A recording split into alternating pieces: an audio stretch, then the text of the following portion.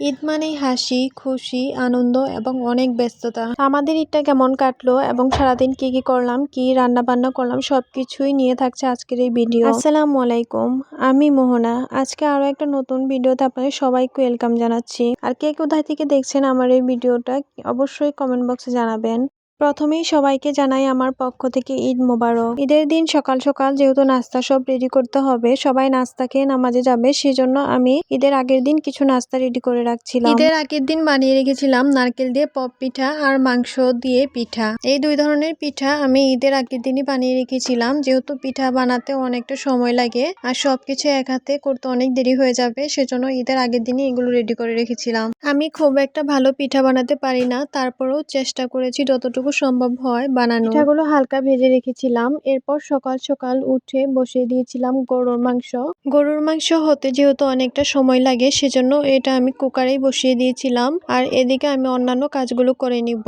আজকের নুডলসটা বানিয়েছি আমি মুরগির মাংস দিয়ে। তো নুডলস বানানো শেষ করে বানিয়ে নিব সেমাই। সেমাইটা কিন্তু দেখতে অনেকটা সুন্দর হয়েছে, খেতেও কিন্তু মাশাআল্লাহ অনেক ভালো লেগেছে। এরপর ডুবো তেলে কয়েক ধরনের পিঠা বানিয়ে নিব। এই পিঠাগুলো খেতে কিন্তু অনেক অনেক ভালো লাগে। তো পিঠাগুলো আমি ভাজার পর রাতে যে পিঠাগুলো বানিয়ে রেখেছিলাম সেগুলো এখন আমি ভালোভাবে ভেজে নিব। আর এদিকে আয়রার বাবা তো নামাজে যাওয়ার জন্য রেডি হয়ে গিয়েছে, বাচ্চারাও সবাই রেডি হয়ে গিয়েছে। মাশাআল্লাহ সব বাচ্চাদেরই অনেক বেশি সুন্দর লাগছিল। সবগুলো নাস্তায় আমি খুব সুন্দরভাবে টেবিলে রেডি করে দিয়েছি, যার যেটা ভালো লাগে এখন খাবে। আলহামদুলিল্লাহ নামাজে যাওয়ার আগে আমি টেবিলে সবকিছু রেডি করে নিতে পেরেছি।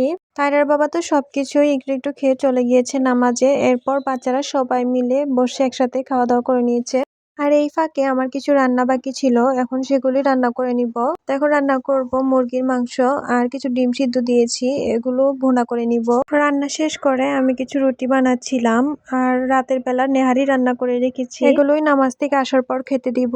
নামাজে যাওয়ার আগে যেহেতু খুব একটা সময় পাওয়া যায় না, সেজন্য সবাই নামাজ থেকে আসার পরই সালামিটা দেয়। আর সালামির জন্য বাচ্চারা তো সবাই রাস্তায় গিয়ে একদম অপেক্ষা করছিল।